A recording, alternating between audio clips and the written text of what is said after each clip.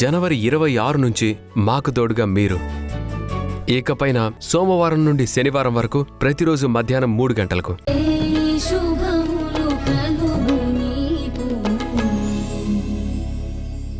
నేను దిష్టి ఎందుకు తీయించుకున్నానంటే ఈరోజు హాసినిని కృష్ణమ్మకి పూర్తిగా దూరం చేసేశాను. అంత మంచి పని చేస్తే దిష్టి తగలదా మరి? ఎవరి దిష్టి తగులుతుందండి? నాదేనే. అది సరే గాని మీరింత మంచి పని ఎలా చేయగలిగారు? విక్కీని పోలీసులు అరెస్ట్ చేసేలా చేసి. ఏంటి, విక్కీని అరెస్ట్ చేశారా? అవునరా వేష్నా కుమారా, నువ్వు పొద్దున్నే 10,000 పోగొట్టావు. నేను ఆ ప్రాబ్లంని పాజిటివ్గా మార్చి కృష్ణమ్మ వాళ్ళకి నెగిటివ్గా చేసేసాను. చాలా గొప్ప ప్లాన్ వేసి విక్కీని అరెస్ట్ చేయించాను. ఏంటండి ఆ గొప్ప ప్లాన్?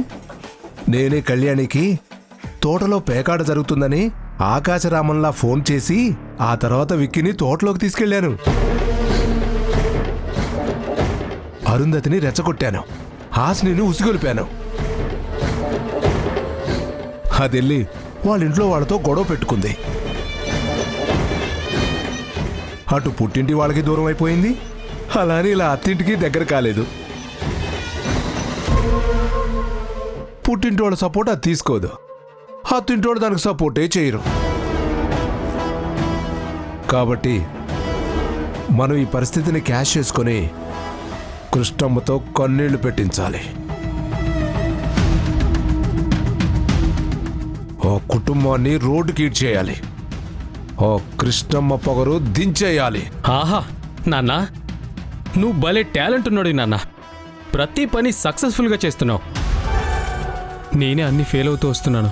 పండగ పూట రేఖకు విషయం చెప్పాలనిపించినా తన దగ్గరికి వెళ్ళలేదు నాన్న. వెళ్తే మళ్ళీ రేఖ చరణ్ పురాణం వినిపిస్తుందేమని భయం వేస్తుంది. రే, నీకు నా అందం, మీ అమ్మ తెలివితేటలు వచ్చాయిరా.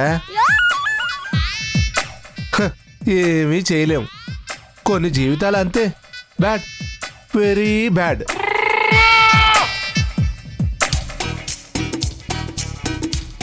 ఊరుకో నాన్న, మీ నాన్న అంతే.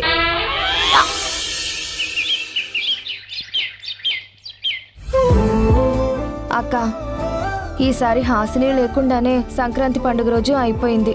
కనీసం ఈ కనుమ రోజైనా హాసినితో సరదాగా గడపాలనిపిస్తుంది.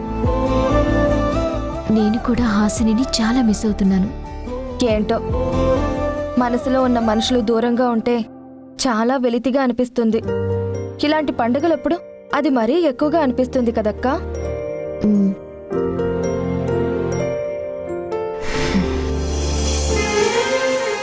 నిజమే, నా మనసులో ఉన్న మనిషితో మాట్లాడాలని నాకు చాలా ఆశగా ఉంది. నా ప్రేమ గురించి ఆయనకి ఎప్పటికీ చెప్పకపోయినా ఆయన పక్కన నిలబడి మాట్లాడాలనుంది. కనుమ విషెస్ చెప్పాలనుంది. నేనొక్కదాన్నే అక్కడికి వెళ్ళాలి. భయంగా ఉంది, కానీ వెళ్ళాలి, వెళ్ళి తీరాలి.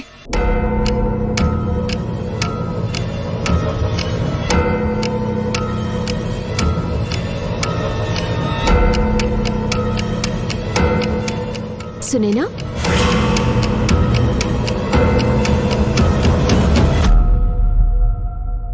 ఏంటి డ్రెస్?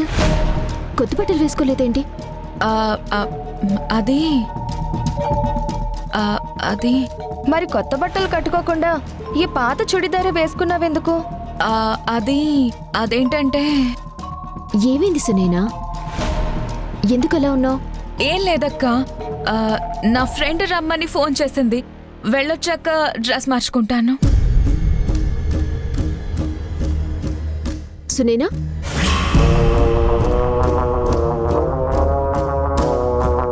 ఎవరింటికి వెళ్తున్నావు?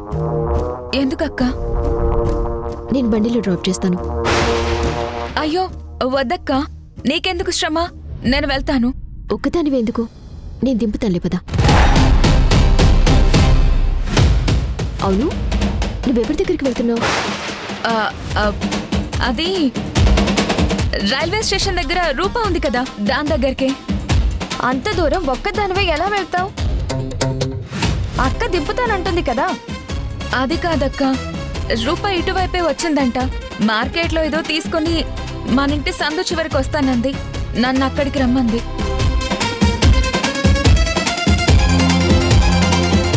పర్వాలేదక్క, నేను వెళ్తాను. సరే వెళ్ళు.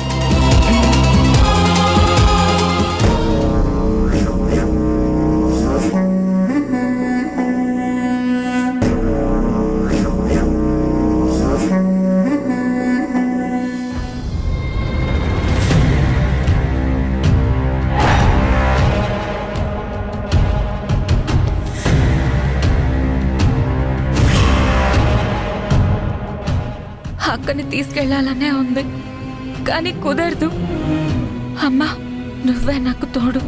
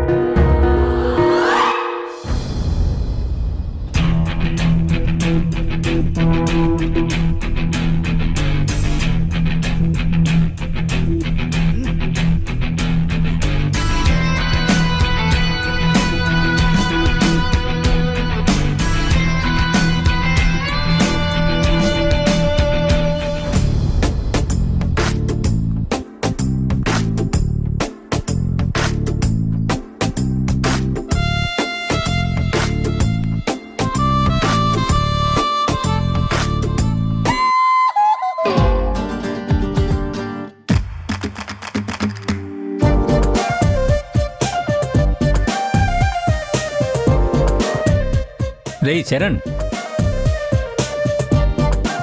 ఏంట్రా అటు ఇటు వెళ్తున్నావు వస్తున్నావు, నీలో నువ్వే గుణుక్కుంటున్నావు, తల అడ్డంగా ఊపుతున్నావు. ఆఫ్టర్నూన్కి వైజాగ్ రీచ్ అవ్వాలి, మర్చిపోయావా? గుర్తుంది డాడ్.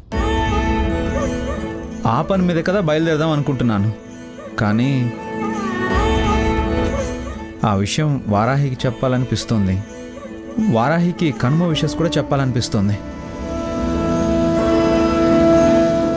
చెప్పకుండా వెళ్ళకూడదనిపిస్తుంది డాడ్.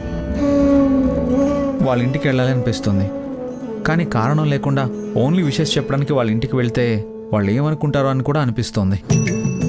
రేయ్, ఇన్ని అనిపిస్తున్నప్పుడు ఆ చేతిలో ఫోన్ ఉంది కదా, కాల్ చేసి చెప్పొచ్చు కదరా. Dad, okay dad.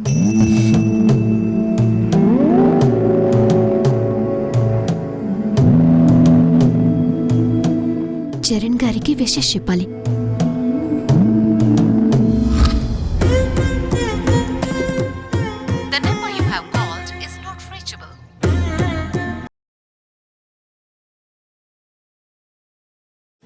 ఈటీవీ ప్రేక్షకులకి నమస్కారం. ఊర్మిళను ఎదిరిస్తూ మేం చేస్తున్న ప్రయాణానికి మీరు చూపిస్తున్న ప్రేమకి కృతజ్ఞతలు తెలుపుతూ ఇకపై జనవరి 26 నుంచి సోమవారం నుండి శనివారం వరకు ప్రతిరోజు మధ్యాహ్నం 3 గంటలకి మిమ్మల్ని పలకరించబోతుంది.